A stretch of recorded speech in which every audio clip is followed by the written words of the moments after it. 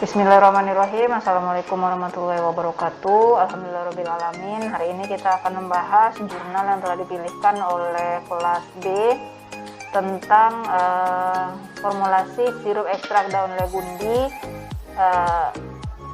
Formulasi sirup ekstrak daun legundi, di mana di sini setelah diformulasi menjadi suatu bentuk sediaan serbuk, dilakukan evaluasi fisik dan penetapan berapa kadarnya di dalam sirup tadi ya. Oke, kita lanjutkan. Dilihat dari abstraknya, diketahui bahwa daun legundi ini telah banyak digunakan masyarakat Indonesia sebagai anti asma.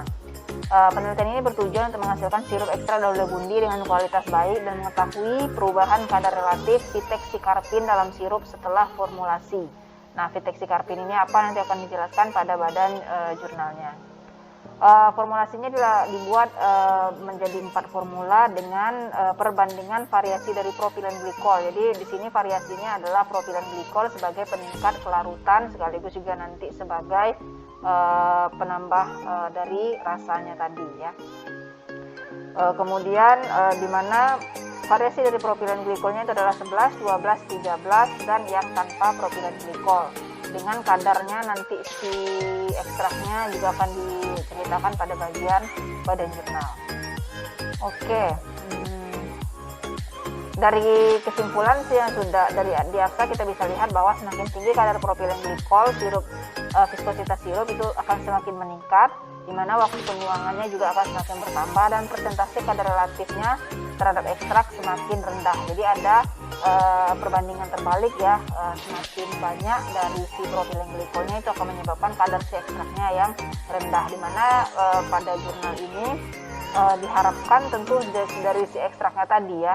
Jadi di sini untuk mengoptimasi pemilihan dari penggunaan peningkat kelarutannya itu adalah si propilen glikol. Oke, kita lihat di sini vitexicarpin itu merupakan senyawa golongan flavonoid yang terkandung di dalam daun legundi dan berkhasiat sebagai anti asma. Kayak tadi di abstrak itu ada penetapan kadar relatif dari vitexicarpin. Siapa sih dia? Kenapa dia harus ditetapkan? Karena itulah yang bersifat sebagai anti asma dari daun legundi ini.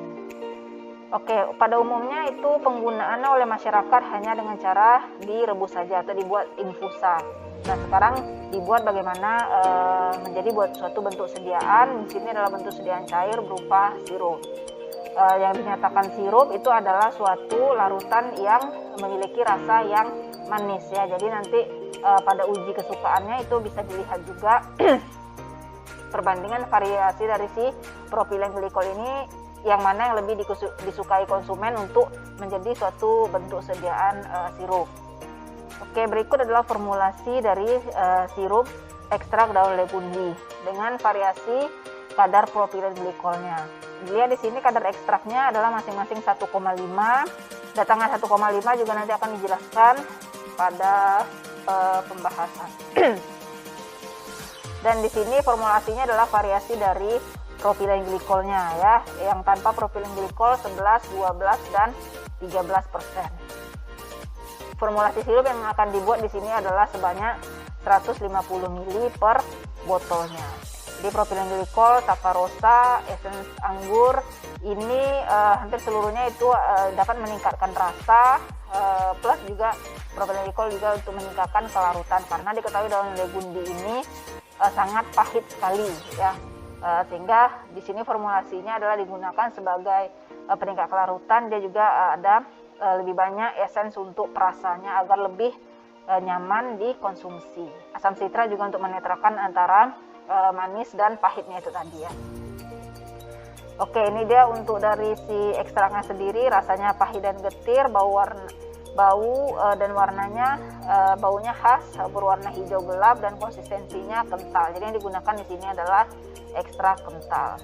Untuk penyiapannya di sini si daunnya itu setelah dicuci keringkan, kemudian dikeringkan dengan menggunakan oven pada suhu 50 derajat Celcius ya. Untuk pengeringan kan ada dikeringkan saja di dalam ruang yang tertutup gitu ya, atau ada yang dengan oven. Berarti pemilihannya atau dasar penentuan dari pengeringan itu tentukan dari kandungan si ekstraknya tadi, yang mana yang tahan terhadap pemanasannya. Berarti kalau jika di sini dia menggunakan oven, bisa diasumsikan bahwa si daun leguninya ini tahan terhadap pemanasan, di mana dapat menjamin kadar flavonoidnya itu tetap aman gitu ya, tidak terurai dengan adanya si panas. Setelah dapatkan simplicia, kemudian untuk pembuatan ekstraknya dilakukan dengan metode maserasi, diaduk setiap hari selama seminggu, dan dilakukan lagi nanti lakukan maserasi kedua ya, nanti baru dikentalkan. Nah, proses pengentalannya di sini juga tidak menggunakan rotary evaporator, tetapi hanya menggunakan water bath saja ya, penangas air, kemudian dikeringkan dengan tambahan dari si kipas angin. Mungkin di sini untuk menghindari dari, karena tadi sudah pakai oven ya, pakai rotary dengan waktu lama itu kemungkinan akan menyebabkan rusaknya dari si zat aktifnya, sehingga hanya cukup di water bath saja. Oke, ini uji kualitas ekstrak itu didapatkan, itu dilakukan pengujian terhadap rendemennya, kekentalan, daya lekat, susut pengeringan, dan identifikasi senyawa aktifnya dengan kromatografi lapis tipis atau KLT. Oke, nah ini dia dari mana datangnya 1,5, itu didapatkan pada penelitian sebelumnya, itu ekstraknya saja 0,5 mg per mili untuk volume pemberian 100 mikrogram per hari, dapat menghambat kontraksi trakea karena menghentikan dari si histaminnya menyebabkan sesaknya tadi itu ya, sehingga dari dosis tersebut diambillah dari hitungan itu ditentukanlah bahwa dosisnya 300 mg untuk dewasa, dan sehingga ekstrak untuk membuat 150 ml sirup itu diperlukan 1,5 gram ekstrak ya, 1,5 gram ekstrak untuk 150 ml. Jadi hitungannya cukup banyak untuk si ekstraknya tadi ya, makanya diperlukanlah banyak pemanis atau perubah rasa yang pahit dan getir dari rasa asli dari si ekstraknya tadi. Oke nih, langsung kita ke pembuatan dari propilen glikol, pembuatan dari sirupnya. Sirupnya si ekstraknya sendiri di 1,5 gram dimasukkan ke dalam 1 beker, kemudian dibuat dulu pelarut campurnya ya, propilen glikol, kemudian ditambahkan asam sitrat, dipanaskan untuk meningkatkan, untuk dia lebih mudah terlarut. Propilen glikol merupakan bahan yang membantu meningkatkan kelarutan senyawa dalam ekstrak tumbuhan obat dan berfungsi sebagai antiseptik. Nah, jadi selain dia sebagai peningkat kelarutan, juga peningkat kelarutan dari suatu sediaan, juga dapat meningkatkan kelarutan senyawa dalam ekstrak tumbuhan ya. Jadi spesifik dia bahwa ada suatu penelitian sebelumnya yang menyatakan bahwa propilen glikol dapat meningkatkan kelarutan senyawa di dalam ekstrak tumbuhan obat ya. Jadi karena ekstrak itu kebanyakan sukar larut, nah pelarut atau yang peningkat kelarutannya digunakan itu adalah si propilen glikol. Makanya di sini dibuat variasi propilen glikolnya untuk meningkatkan kelarutan plus memberikan rasa yang nyaman dikonsumsi. Dilanjutkan lagi, setelah campuran tersebut jadi, ditambah sakarosa dan aquadesnya, kemudian campuran itulah yang dilarutkan dengan si ekstrak dan diarkan sampai 150 ml sirup. Oke, dilakukan evaluasi sirup dan penetapan kadar relatif dari deteksi karpin dengan KLT densitometri. Kita lanjut hasil dan pembahasannya. Dari 1 kilo simplicia diperolehlah 20,3% rendemennya, artinya hanya 1/5-nya saja lagi yang tinggal ya, atau 203 gram dari 1 kilo, hanya 203 gram saja ekstrak yang rendemen yang didapatkan. Kemudian untuk evaluasi daya lekat dari si ekstrak itu, semakin daya lekat ekstrak diperoleh adalah 3,83 menit ya. Artinya di sini daya lekatnya cukup lama ya, dilihat dengan waktu lekat yang semakin lama. Makin kental konsistensi suatu ekstrak, maka daya lekatnya juga semakin tinggi. Yang dilihat dari waktu lekatnya tadi. Lanjutkan untuk evaluasi susut pengeringan, di sini masih memenuhi persyaratan yaitu kurang dari 10%, di mana hasilnya adalah 4,4%. 4,4% ya, dengan proses water bath tadi saja itu sudah lumayan kecil untuk susut pengeringannya. Untuk kekentalannya itu didapatkan 2110 desipascal. Oke, senyawa identifikasi senyawa aktifnya itu didapatkan Vitexicarpin sebagai senyawa aktifnya ya. Yang dilihat menggunakan UV pada panjang gelombang 254 nanometer.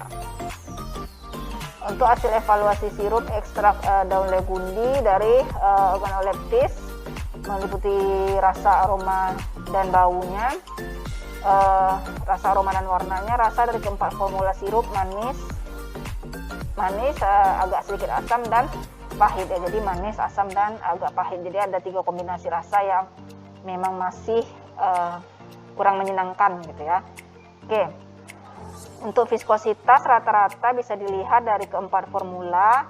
Yang paling tinggi tentu saja adalah yang si propylene glikolnya paling tinggi juga, itu adalah di 13%. Sedangkan yang tidak pakai propylene glikol itu cuma 50%.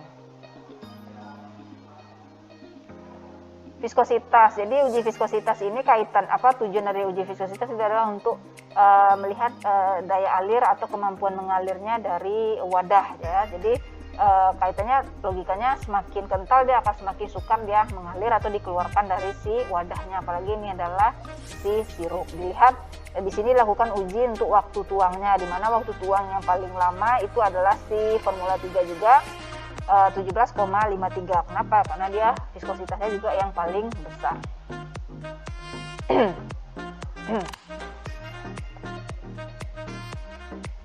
Oke, dilanjutkan dengan uji tanggap rasa, bahwa rasa dari keempat formula masih didominasi rasa pahit ya. Tetapi yang paling bisa diterima itu adalah yang di formula 3 ya. Formula 1 dan 2 ya. Karena si formula 3, sedangkan formula 3 kurang dapat diterima pasar karena memiliki rasa yang lebih pahit daripada formula 1 dan 3. Ternyata dengan kadar yang sama propylene glikol yang berbeda, tetap saja di formula 3 yang masih tidak artinya semakin banyak propylene glikol ternyata semakin tidak nyaman rasa yang diberikannya, bukan tidak berbanding lurus malahannya, malah berbanding terbalik. Nah, kita lihat itu tadi fisiknya, evaluasi fisiknya. Sekarang kita lihat dari penetapan kadar relatifnya, di mana di sini kadar yang paling banyak itu adalah pada formula 1, di mana si propylene glikol yang digunakan itu adalah di 11%. Sedangkan propylene glikol yang paling banyak 13% hanya 70,10% ya. Jadi sangat jauh sekali perbandingannya. Oke, ini adalah rekapitulasi hasilnya. Ternyata di sini penambahan kadar propylene glikol mempengaruhi persentase kadar relatif dari Vitexicarpin dalam sirup. Namun belum ditemukan formula yang optimal. Berarti formula yang optimal di sini adalah rasa atau kenyamanan dari saat penggunaan. Tapi kalau kadar itu sudah didapatkan bahwa semakin kecil propylene glikol yang digunakan, untuk kadarnya malah semakin besar. Namun untuk uji tanggap rasanya itu formula 1 dinilai lebih layak diterima pasar karena 90% responden menyatakan formula 1 itu lebih nyamanlah digunakan. Oke, berarti kesimpulannya sirup dengan formula 1 yaitu kadar propylene glikolnya paling kecil merupakan formula yang terpilih, di mana untuk dari fisik yang paling baik dan juga kadarnya yang paling tinggi ya, karena logikanya adalah si propylene glikol itu cairan yang kental, semakin banyak dia semakin kental dia larutannya, semakin lama waktu tuangnya gitu ya. Dan berkaitan ke efeknya, malah semakin sedikit pula kadar dari si zat aktifnya tadi yang didapatkan. Oke, kita akan lanjutkan ke diskusi pertanyaan. Oke, pertanyaan pertama diberikan oleh Jihan Fahira Sasmito. Ini pertanyaan terakhir ya yang masuk dan tidak diberikan juga jawaban dari kelompok penyaji. Di sini Jihan menanyakan pada proses masalasi digunakan pelarut etanol 70%, apa alasannya menggunakan etanol kemurnian segitu dan kenapa tidak menggunakan etanol 96% saja? Apakah dengan pemilihan persen etanol mempengaruhi hasil ekstrak yang didapatkan? Ya, jadi untuk pelarut yang digunakan di sini kadarnya hanya di 70% saja. Jawabannya ya tentu saja nanti bisa kita runut dulu dari monografi atau sifat dari si daun legundi itu tersebut, kemudian dari kelarutannya juga bagaimana gitu ya terhadap pelarut yang digunakan. Kemudian nanti dari pemilihan pelarut itu juga akan ditentukan ternyata konsentrasi berapa ekstraknya itu yang didapat, apakah bisa memberikan konsentrasi yang banyak juga nanti ya. Jadi tersarinya dari si karpinnya tadi ya sebagai zat aktifnya dari si daun legundinya tadi ya. Jadi ini mungkin ada penelitian pendahuluannya dengan etanol 70% itu didapatkan hasil artinya kan semakin pekat etanolnya, diharapkan nanti akan semakin banyak dari senyawa flavonoidnya yang akan tersari. Dan ini juga dikaitkan ke sifat dari si ekstraknya sendiri. Oke. Pertanyaan kedua itu dari Widya Veranika. Adakah upaya untuk mengatasi masalah viskositas dan rasa pahit pada formula 2 dan 3 tanpa mengurangi kadar propilen glikol pada formulasi jurnal tersebut? Cara memperbaiki viskositas tanpa mengurangi kadar propilen glikol. Oke, di sini dari kelompok penyaji itu variasinya adalah gula dan sari seledri, yaitu untuk memperbaiki rasa. Kemudian penambahan gula tetapi pada formula berada dalam lengkap ketetapan. Logikanya adalah si propilen glikol sendiri itu merupakan zat yang untuk bisa meningkatkan kelarutan plus untuk agak memperbaiki rasanya tadi. Kalaupun tidak propilen glikolnya yang divariasikan, berarti penambahan jumlah dari si sukrosanya sebagai rasanya atau si asam sitrat agar lebih seimbang rasa pahit dan getirnya itu dan asamnya dari si propilen glikol. Jadi ya seperti telah dijawab oleh Alimia, tanpa perubahan dari kadar propilen glikol, ya modifikasi dari si formulasi lainnya seperti si sukrosa dengan si asam sitratnya. Oke, pertanyaan terakhir itu dari Yoga Yudhistira yang menanyakan di sini tentang cara mendapatkan desi ekstrak kental, di mana di sini untuk mengentalkan si ekstraknya itu hanya menggunakan water bath dan kipas angin saja. Apakah benar memperoleh ekstrak kentalnya dengan kipas angin? Apakah ada referensi penggunaan kipas angin? Jadi tampaknya di sini tidak menggunakan teknologi tinggi ya seperti rotary evaporator. Jadi mereka memodifikasi hanya panas yang tidak terlalu tinggi juga di water bath, itu palingan di 50 sampai 70 derajat ya, tidak terlalu tinggi sekali. Terus kipas angin hanya untuk menambah prosesnya itu dipercepat ya, dari si panas dari water bath sendiri kemudian ditambahkan dari si kipas angin. Dari beberapa referensi umum mungkin ini tidak ditemukan dengan penggunaan kipas angin, tetapi sepertinya ini adalah cara modifikasi dari peralatan yang digunakan, lebih sederhana tetapi dapat menghasilkan ekstrak yang diinginkan tadi untuk kekentalannya. Oke, sudah seluruh pertanyaan diberikan. Terima kasih untuk yang telah bertanya dan kelompok yang penyaji yang telah memberikan jawabannya. Ibu cukupkan. Terima kasih. Wassalamualaikum warahmatullahi wabarakatuh.